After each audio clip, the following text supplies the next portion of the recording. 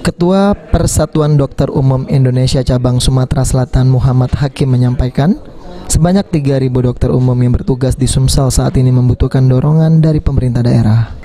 Untuk memberikan pelayanan yang baik pada masyarakat tidak mudah.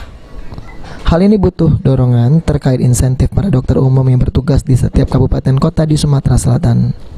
Selain itu, sarana dan prasarana fasilitas yang baik saat ini sangat dibutuhkan dan sudah diharapkan sejak lama oleh para dokter umum.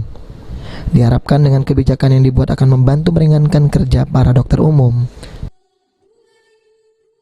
Dengan kebijakan yang akan diterapkan oleh Pak Gubernur, itu yang kita tunggu selama ini.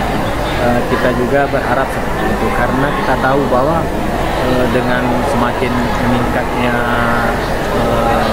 komunikasi yang begitu pesat, sekarang sudah ada 4.0, maka kebutuhan dokter-dokter untuk meningkatkan pengetahuan dan prasarana terus pelayanan yang lebih baik itu semakin dituntut, sehingga kami butuh juga modal-modal lebih dibilang untuk meningkatkan keterampilan,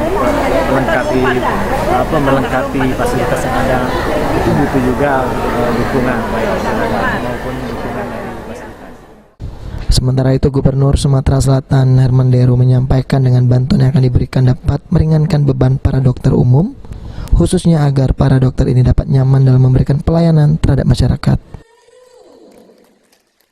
Ke depan, di minggu depan dari tadi kita bikin edaran ada standar minimal lagi keluarga agar mereka bisa mengakses jadi insentif untuk dokter umum